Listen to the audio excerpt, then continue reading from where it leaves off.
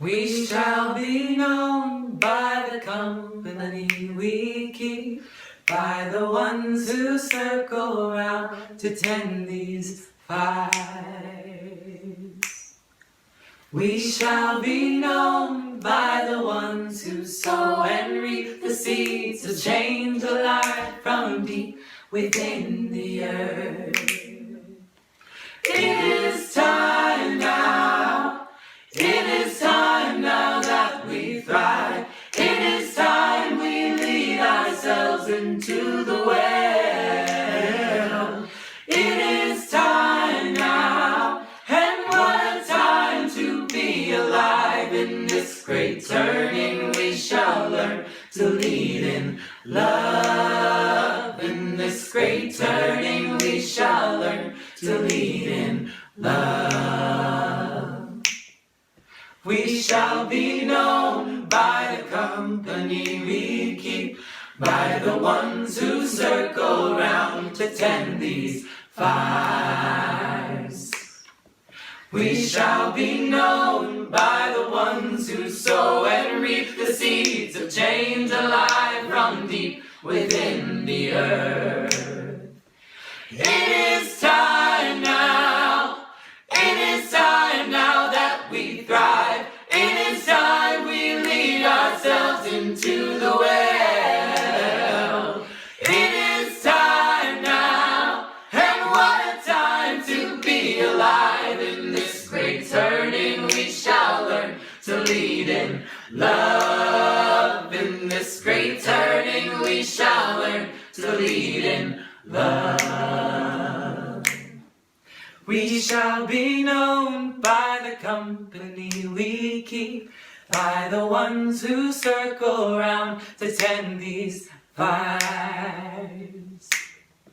We shall be known by the ones who sow and reap the seeds of change alive from deep within the earth. It is time now. It is time now that we thrive. It is time we lead ourselves into the well. It is time now, and what a time to be alive. In this great turning we shall learn to lead in love. In this great turning we shall learn to lead in love. In this great turning we shall learn to lead in love. In this great turning we shall learn to lead in love. Yay. Thanks. Bye.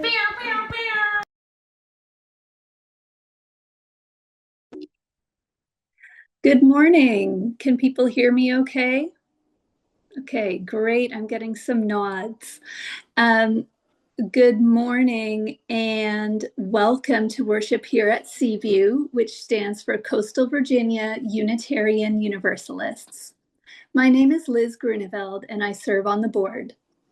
Welcome to a live virtual version of CVUU Sunday services. Our board chose to err on the side of caution, given the weather forecast for last night through this morning. CVUU is a member congregation of the Unitarian Universalist Association, a denomination that is part of a liberal religious tradition that goes back hundreds of years.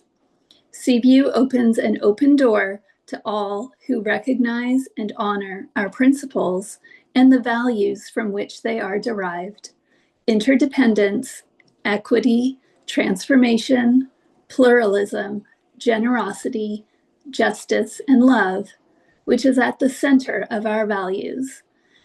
These are the values which call us to action and which make us accountable to one another.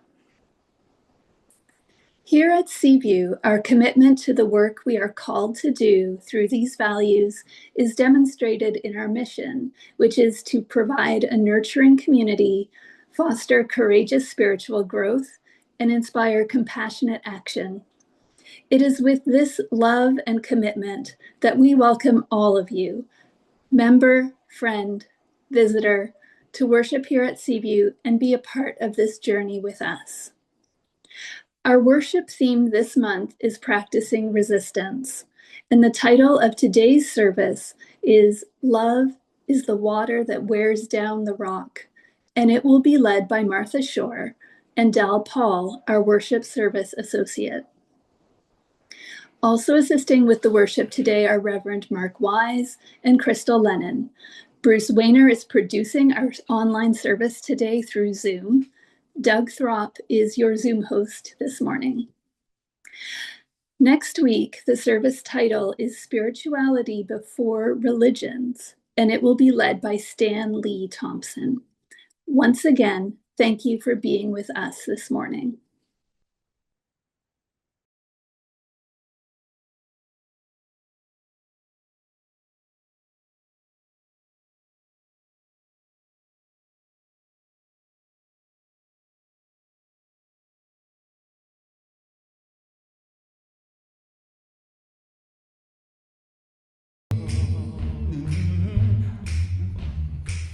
You say your heart's been turned to stone. You say you wanna be left alone. You say love only made you weep and moan. Let me tell you something that you know in your bones. That love is the water that wears down the rock. Love is the water that wears down the rock. Love is the power that won't be stopped. Love is the water that wears down the rock.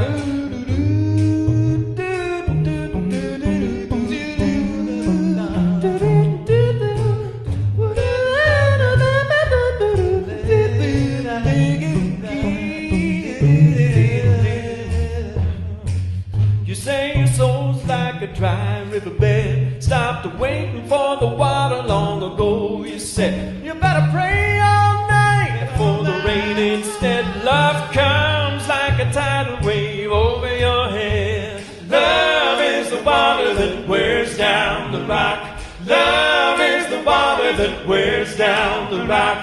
Love is the power that won't be stopped. Love is the water that wears down the rock.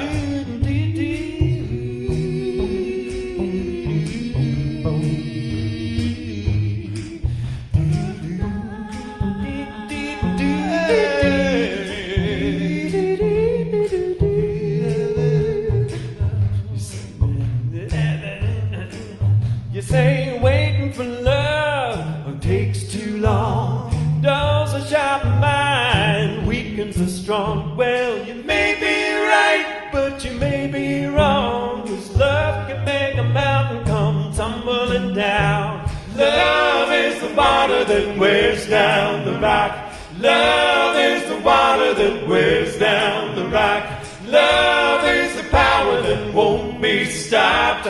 Love is the water that wears down the rock.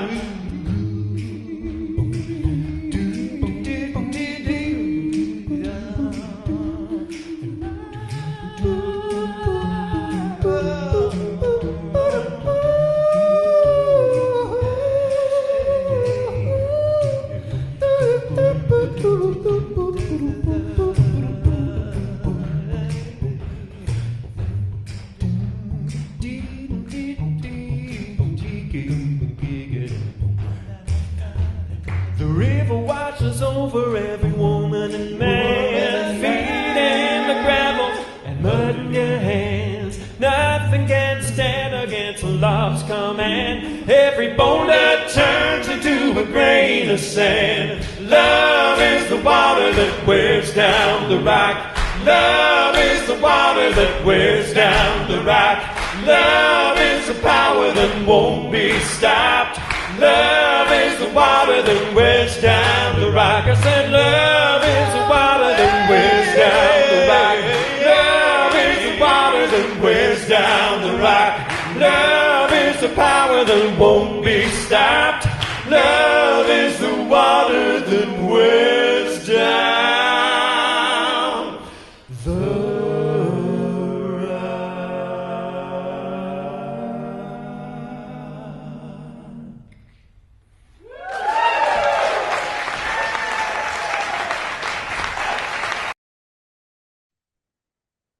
opening words today are from James Cruz. In times like these. In times like these, even lighting a candle is an act of radical faith. The blackened wick reaching to the root for the flame that will both nourish and diminish it. Yet we keep the old rituals alive.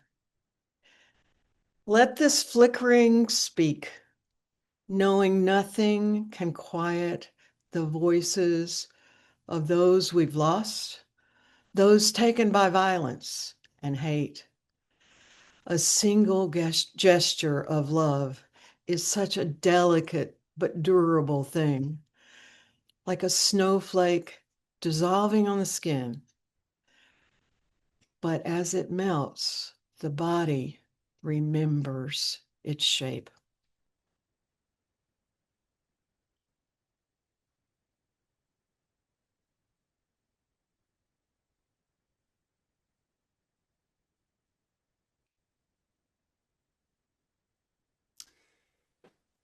Thank you, Martha.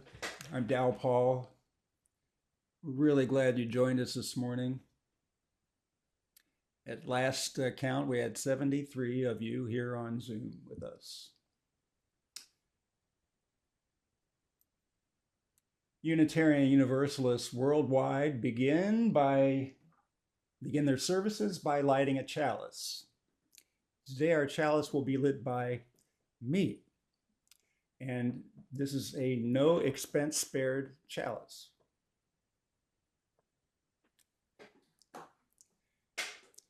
The words of the chalice lighting are in your chat if you can access that. And as I light, join me. As I light,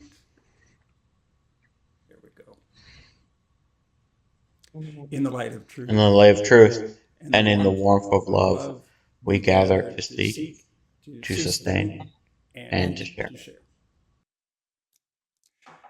We want to give you a chance to participate over Zoom with our Book of Life portion of the service. And so today we will use the Zoom chat.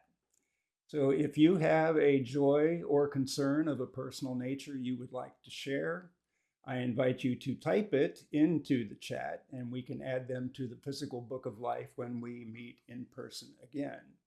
To give you a chance to do that, our opening hymn is one most of you already know, Lean on Me.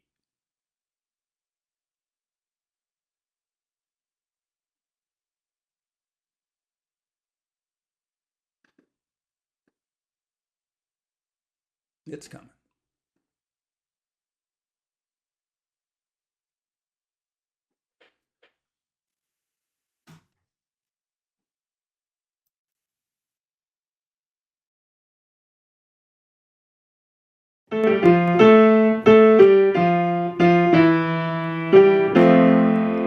Sometimes in our lives, we all have pain, we all have sorrow, but if we are wise, we know that there's always tomorrow.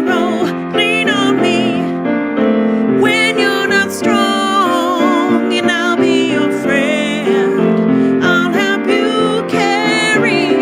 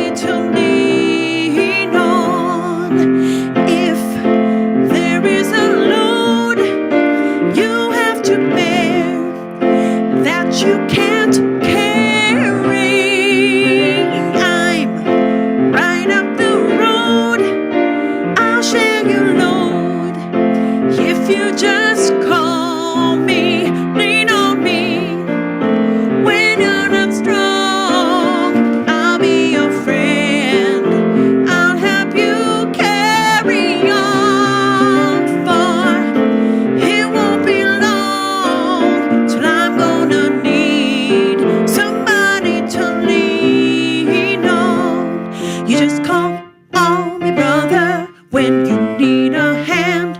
We all need somebody to lean on. I just might have a problem that you'll understand. We all need somebody to lean on.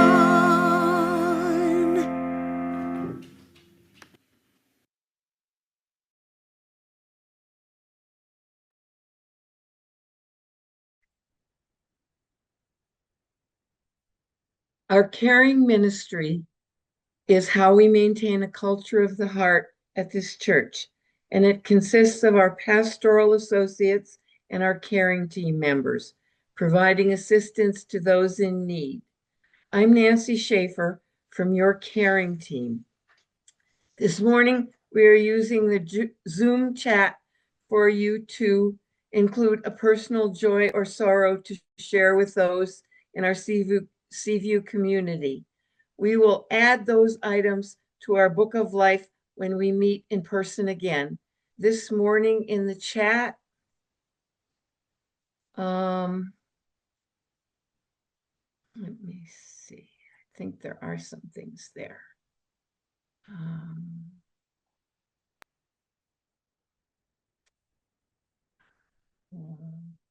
Sorry. May we remember all clergy and faith leaders in Minneapolis acting in love and resistance.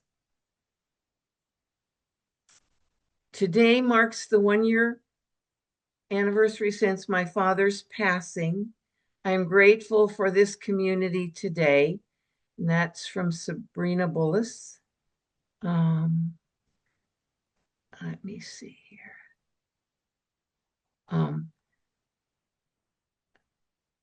I am so deeply grateful for the individuals, groups, and communities stepping up and working to protect our most vulnerable, mourning the lost, holding those suffering in my heart, and working and carrying the light forward with you. Thanks to all of you for creating this virtual opportunity for happiness and gathering.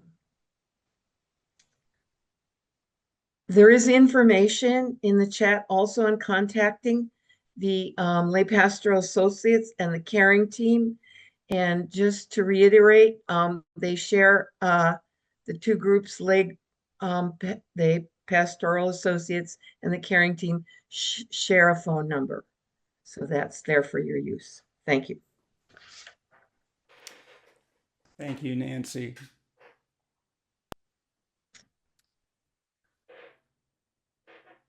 May each of us draw upon whatever gives us strength and hope, whether it is the God of many names or no name at all, the great force that courses throughout and is the universe, the divine spark within each of us, or this community that we love and value as we hold in our hearts all that has been shared into this space this morning, and those joys and concerns not shared so far this morning. May we in particular find solace that we are here to journey with one another, to share in the joys and rejoice in, to share in the sorrows and rejoice in the joys. I must mention, as a couple already have, the situation in Minnesota. Yesterday in Minneapolis, federal agents shot and killed Alex Jeffrey Preddy, a 37-year-old nurse. Please keep the residents of Minnesota in your heart as we draw into quiet. They are standing up to ICE and to federal occupation, and they're standing up for all of us. And now let us enter into a moment of silence to mark this sacred space that we share.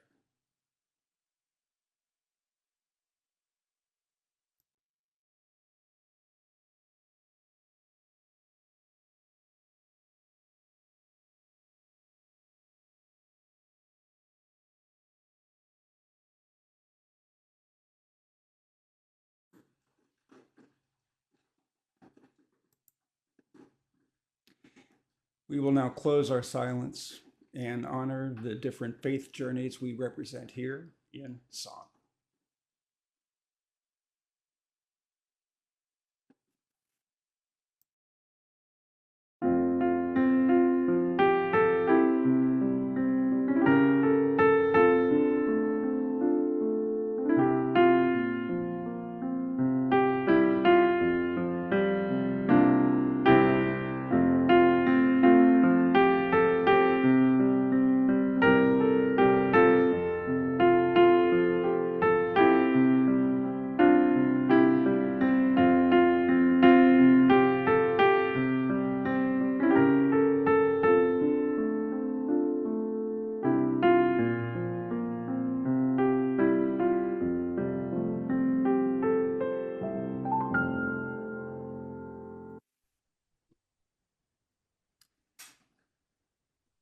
There we go.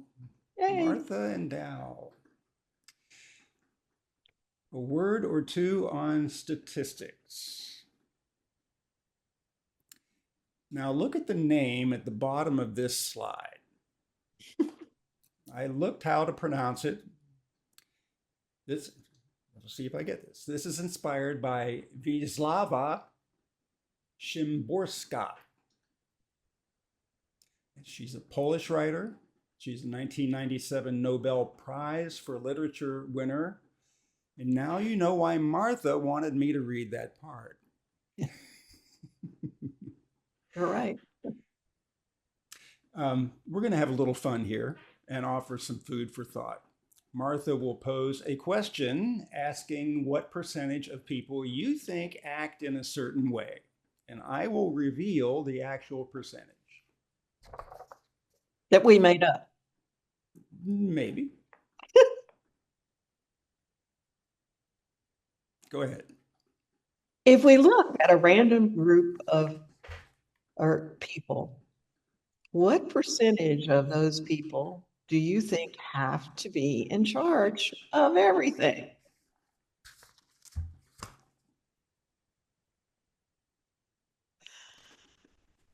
For a collective project. A little louder, Martha. For a collective project, what percent of people are unsure of how it should be done? One more line. With a few people giving directions? With few people giving directions. With a lot of people giving directions. Oh, wait a minute. Nope.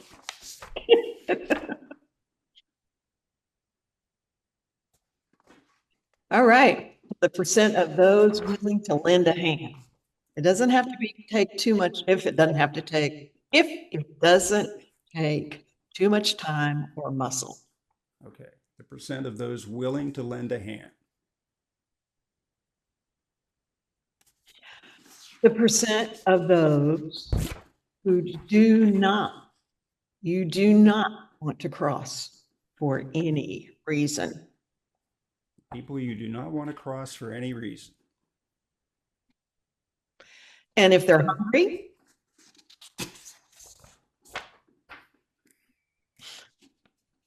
those who are pure of spirit, because that's just who they are.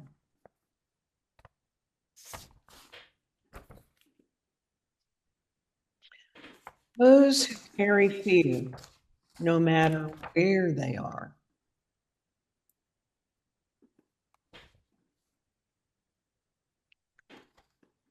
Okay. Is that the wrong one? Not the one that's on this piece of paper, but that would work too. Uh-oh.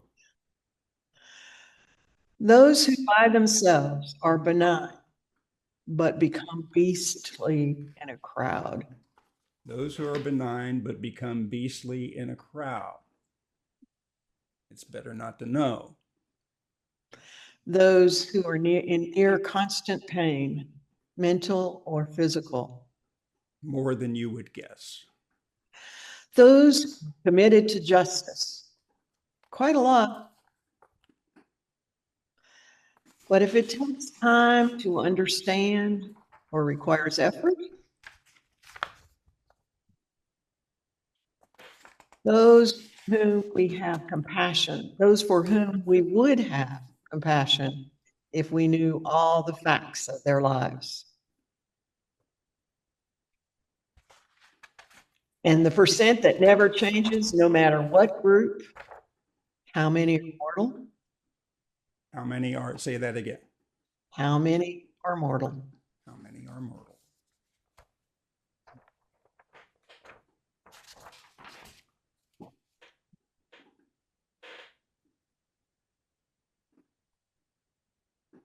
We're going to Mark next.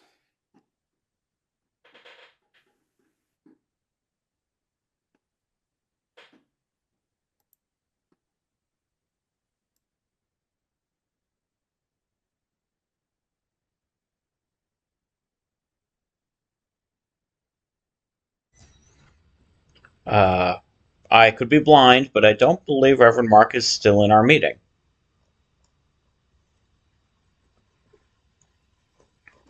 Well, that's Zoom for you.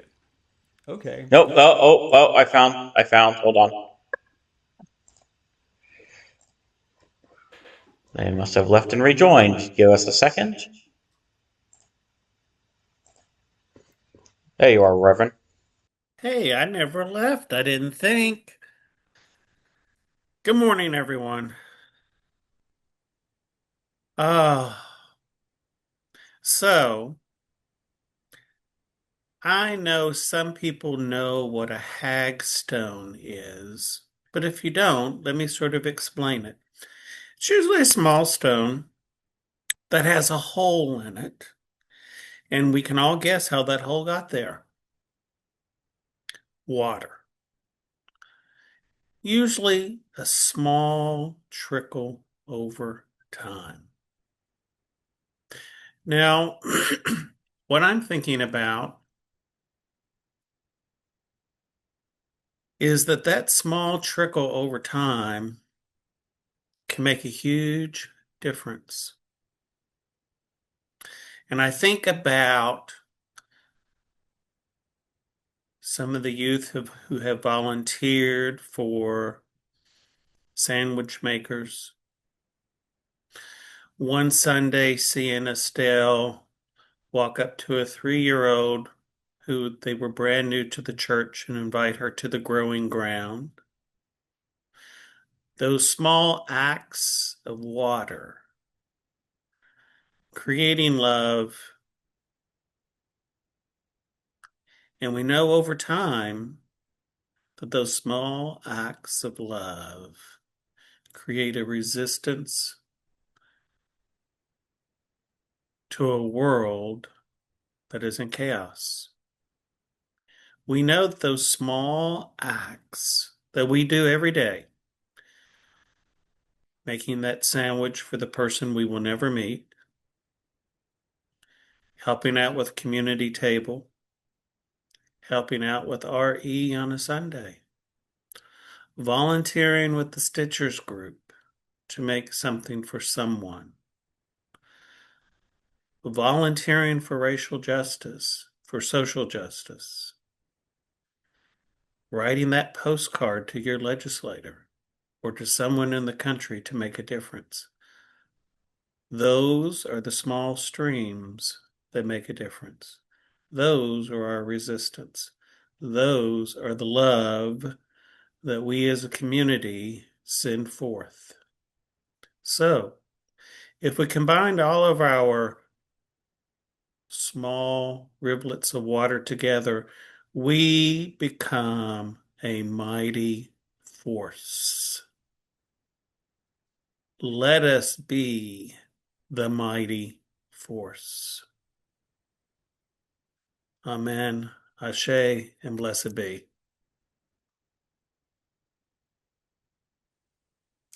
Thank you, Mark. Generosity is one of our Unitarian Universalist values. Bruce, there we go. Okay.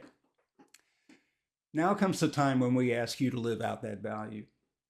The ministry of this church not only consists of what we do within these walls, but both real and virtual, but what we do that extends beyond these walls as well.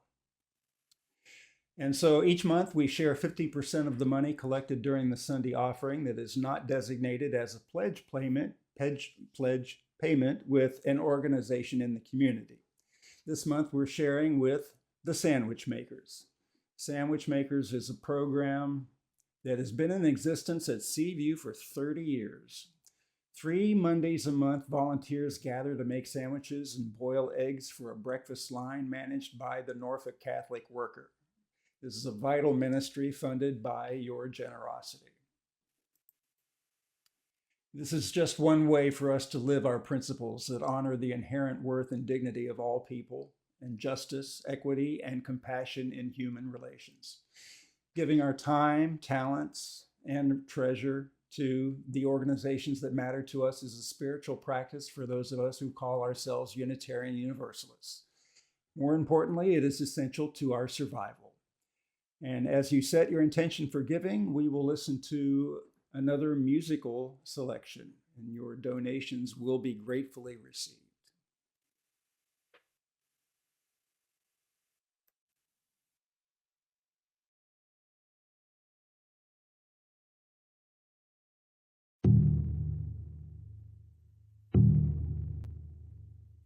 Evening breeze, spirit song, sings to me when the day is done.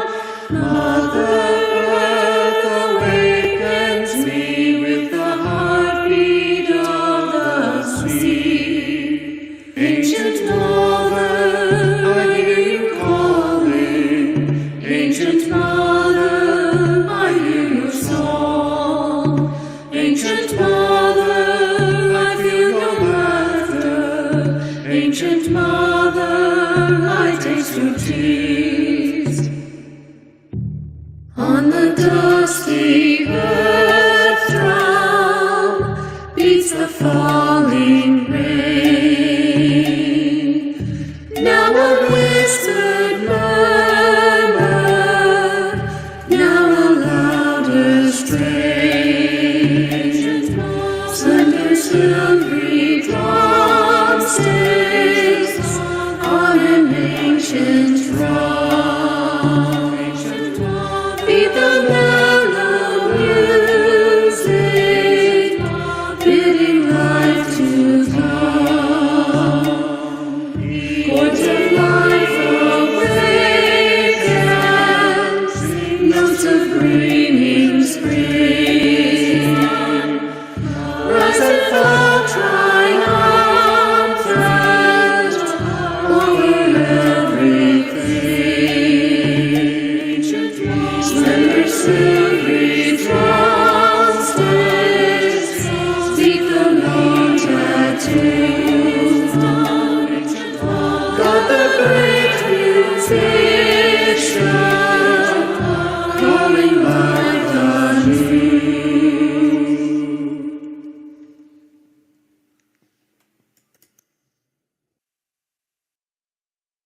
Thank you for your generosity this morning.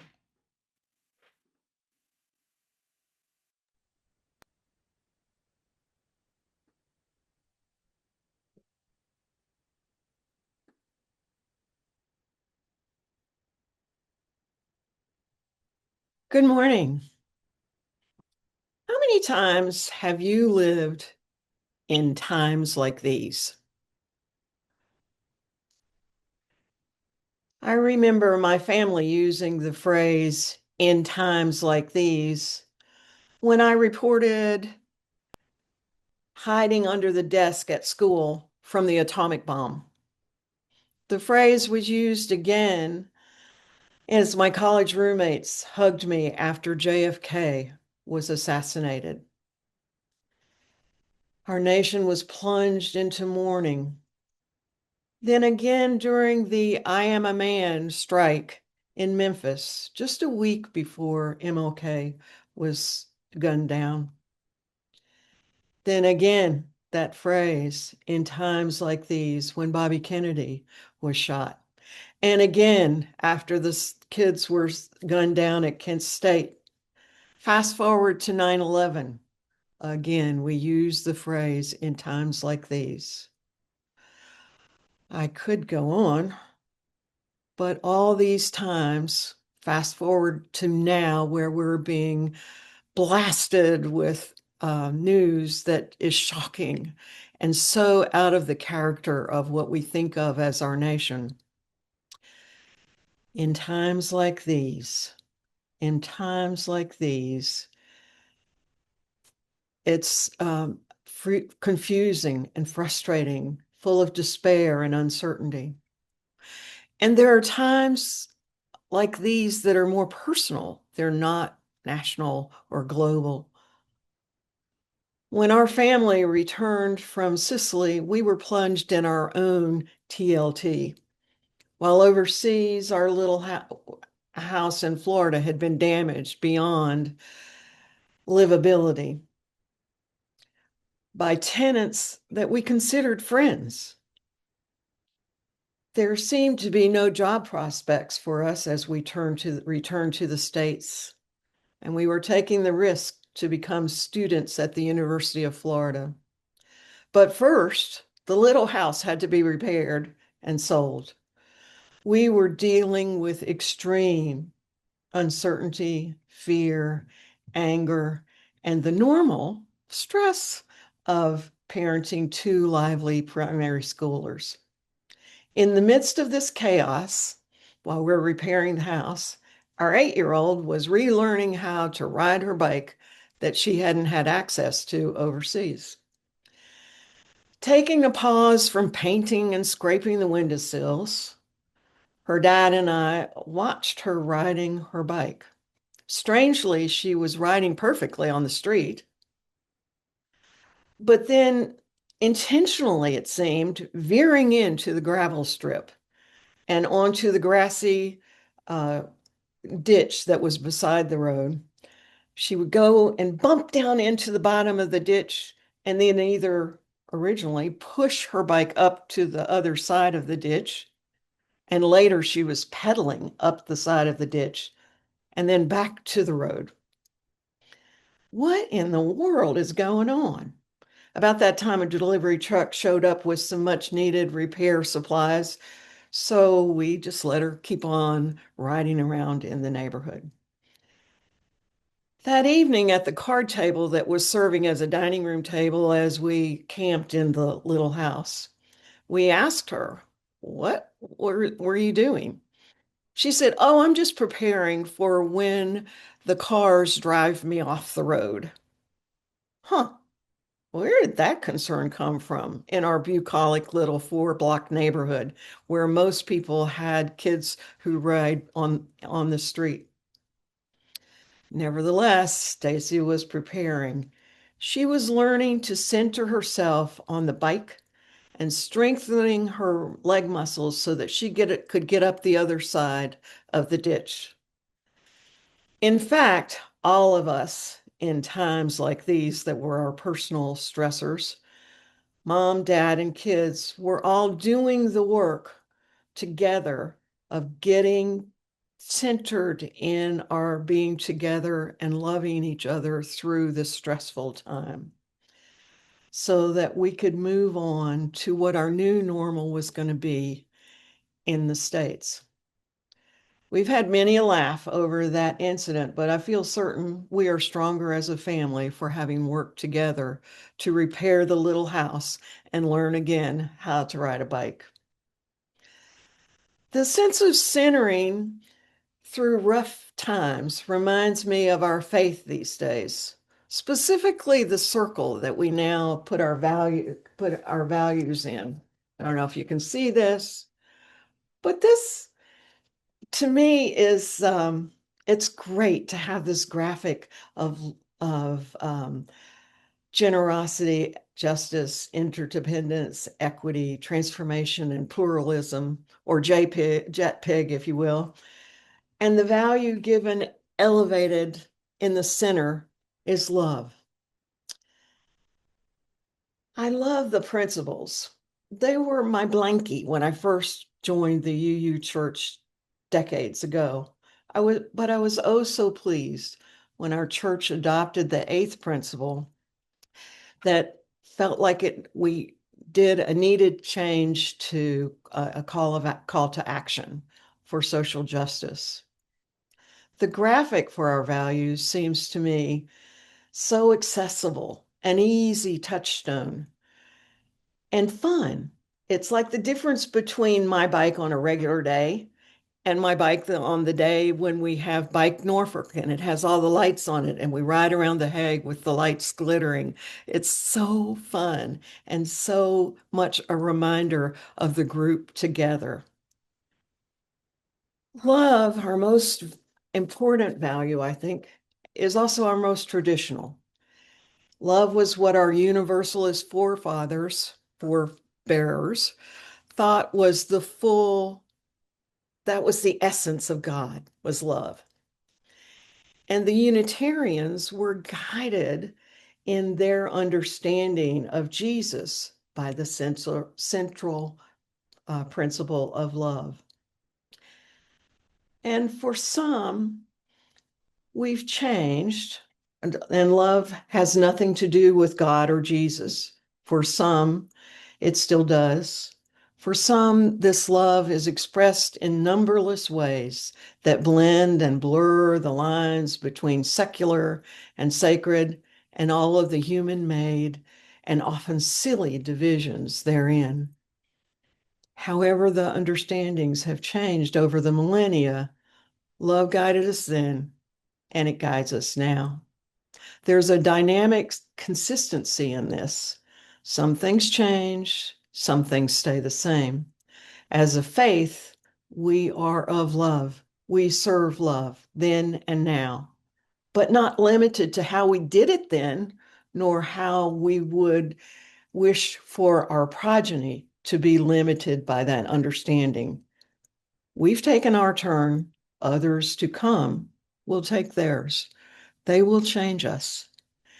And we do our best to leave them with a strong center from which they can reach for a faith that is empowering enough to serve them in times like theirs, not ours, theirs. We can't even imagine that today. Drop by drop, love is the water that wears down old structures that no longer serves us, to helps us evolve into the eighth principle or evolve into a new graphic that's more accessible. We see in times like this passionate intensity of those playing the base instincts of tribalism, groupthink, envy, and blame, and quick, rash judgment. We see them playing the powerless against the powerless in a dynamic as old as power itself, in those who have much against and manipulating those who have little. They manipulate into those with little access into seeing each other as enemies rather than seeing through the manipulative false narratives broadcast by those with wealth and extreme unchecked power. That hatred is their goal. When we hate, whoever we hate, we serve evil, power-centered, and profiteering ends. They depend on us hating our neighbors, sneering at them, wishing them ill, turning our hearts rock hard against them. Our hatred is their goal. When we practice it, we become like them, just not rich. Meanwhile, our faith beckons us back to our center where love guides and abides. There are two blessings of having love at the center of our values. One is that it reminds us that we are of love and we are loved. We can move through the world knowing that we are loved. We can fall asleep. We can wake up. We can lose loved ones and struggle at work and overcome addictions and wrestle with our health, support others who are losing their health, deal with every hard thing that life is giving us, knowing that we are of love and we are loved. Every message we receive in times like these of being less than, unworthy, or weak can be tempered by our faith.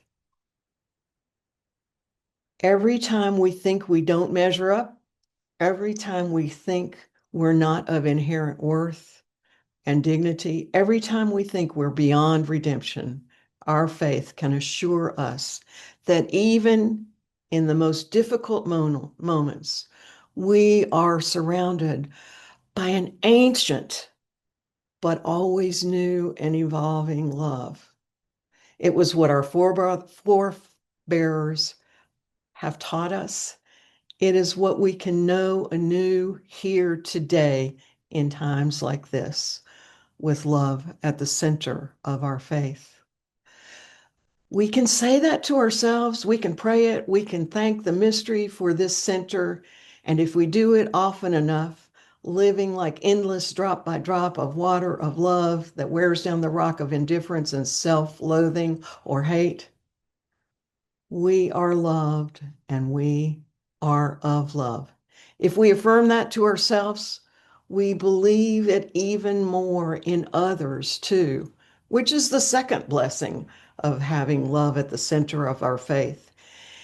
Even if we're not sure we believe it, if we live like it's true, we'll bring more and more love into the world. This first blessing is for us. The second is for everyone else. Now and to come. And when we cultivate those blessings by living as love is with love at the center, even when we don't feel it,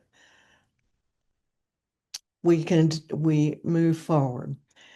And when we don't feel that, my beloved family, hear my voice telling you, you are of love, you are loved. And on those days when I forget, I'm hoping you'll affirm me in the same way.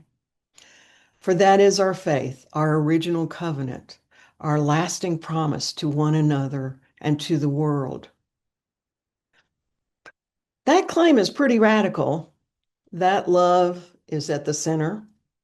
Love is at the center, not judgment, not punishment, not law, not obedience, not an office of authority, not creed, not a snake, not a fallen people, a sinful nature, but love. As simple and as complicated as that. We may believe or want to believe that love is at the center of everything, but life has a way of letting us slide into other choices and ways of operating in the world. We find ourselves othering those in the 2% or maybe even more. But they are probably as lonely and sick and as frightened and as anxious as anyone else if we know the rest of their story. If we live only for the love for those people who agree with us or who are to the left of us, we have made that love as partial as those who claim God's love is exclusively for their gilded church or country club. We have made small what should be big, should be huge, as the orange one would say. We have made safe what should be risky. We have chosen the easy way, the safe one, to bike on the path that requires no sweat or grit, but also offers no opportunity for growth, no transformation, no expansion of love. This love that is at the center of our faith is not passive. It beckons us to include more in our circle of love. The reflection we started with has one clarion call to me. That one says that we should have compassion for the 98%, even if we don't know the rest of their story. It's not difficult to think of the 2%. I can think of that right now on my fingers, who aren't worthy in my brain. So they might be worthy in somebody else's brain. Our universalist belief sometimes in the inherent worth and dignity sometimes tests those of us who can easily imagine those who are beyond the scope of love. What if we choose to stretch ourselves and include all of the 98% before we find out the rest of the story?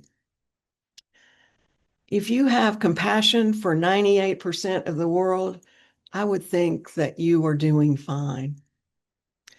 There's always someone or a few in our lives or in our world for whom we harbor particular, often warranted, often wise judgment. But don't stop there. Don't start there. Let's start with the 98%. Let's build on that good and see how that changes ourselves, you, and the world. Don't start with the worst person you can think of. Let's start with the guy who has the bumper sticker that you hate. Hold him in love, even just a little. Start there, even if you don't believe it. Just have that thought, because love builds on love like that. It's like a muscle. The more you use it, the stronger it gets. And there's more you can do with it then. And if from the center of our love, we reach further and further to those near but easily othered, we can enlarge our circle of love. We start where we are, and we live, speak, pray with a sense of love for that person, reaching to hold them in that space, even if it's not true right this second, so that it might be one day. Maybe there's something else to enforce that. Maybe we can go beyond wishing them well. Maybe we can operationalize our love with tiny, undeserved, senseless acts of kindness. Those are drops of love for those we would normally just pass by on our regular day. I have examples from this very congregation beyond the enormous amount of volunteer work that is done for love in this community. There are those who have reached beyond to people they don't even know. Sandwich makers maybe is a really good example of that. Yesterday, I saw an example of that when Dowpaul, while we were working on the reflection, noticed a delivery guy adroitly, with amazing skill, get around the door with a huge load on a dolly. He commented to him. The man seemed shocked and pleased to have had his expertise noticed. And he talked to us about how hard it was to manage deliveries. Clearly, he was lifted up by the comment. He smiled at us through two more deliveries of huge stacks on his dolly. Another example that I think comes to mind for me, who is my beacon of be nice to the guy that it kind of turns you off. Phyllis Stein has befriended the dog of her neighbor. That neighbor is a policeman, very conservative. And oh, by the way, he puts signs in his yard that are awful, just awful. Over the years, the dog owner and Phyllis have loved that dog while arguing politics and eventually coming to look out for each other despite their continuing tough arguments. I found out that Paula Eccles joined the Secret Agents of Change. Look that up online. and delivered anonymously little gifts and affirming individualized notes to people in her apartment building. Remember, this was anonymous, just wanted people to feel better. That's a drop of love, I'll tell you. We live with love that reflects our values, that renews us and creates world anew. In this way, we love the center of our faith. And it is not, we remember that it's not just for the comfortable sinner, it's for everyone. We are that strong. We are that confident. We are that loving drop by drop until we wear down the rock of cruelty that has come into this society that makes this world so hard, these times so hard. May we rise to the challenge to reach and expand our circle of love. May it be so. Amen.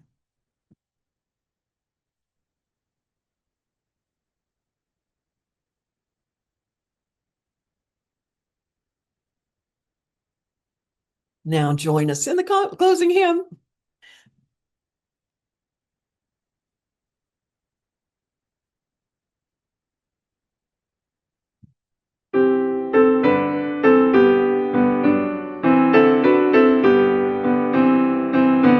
Love will guide us, peace will stride us, hope inside us will lead the way on the road from greed to giving. Love will guide us through the hard night. If you cannot sing like angels, if you cannot speak before thousands, you can give from deep within you. You can change the world with your love. Love will guide us, peace will stride us, hope inside us will lead the way on the road from greed to giving. Love will guide us through the hard night.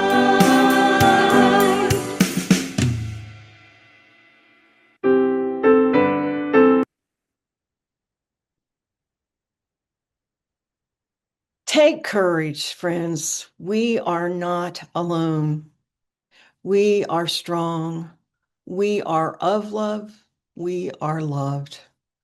We have the strength to resist the pressure to cruelty and meanness with our drops of love, day by day by day. May it be so.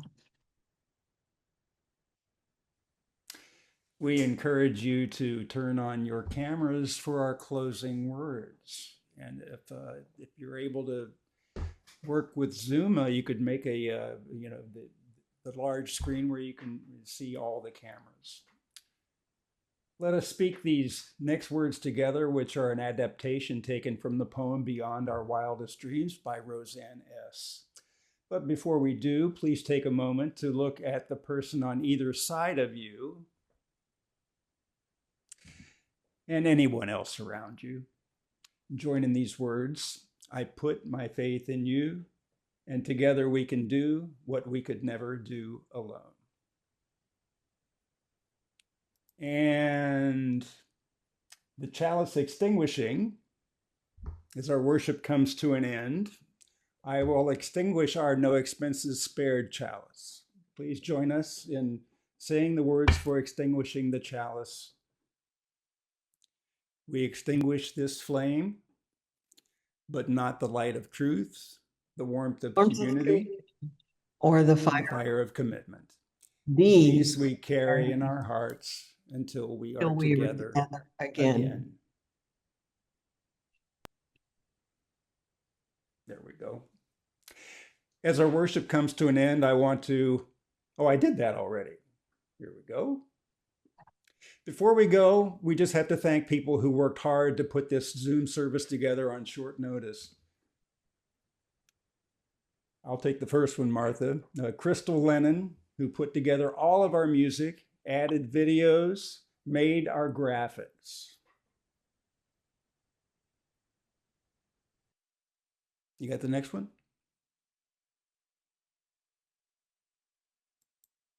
I'll do it then. Reverend Mark Wise, Director of Faith Development. Reverend Viola Abbott, who consulted from afar and may have joined us from Zoom. Last time we had 73 this morning on Zoom. That is fantastic. Doug Throp helped out with our Zoom service. The CVUU President, Jiffy Shore, and the CVUU Board. Nancy Schaefer from the Caring Team. Tracy Brune, and our superstar lead tech, Bruce Wayner.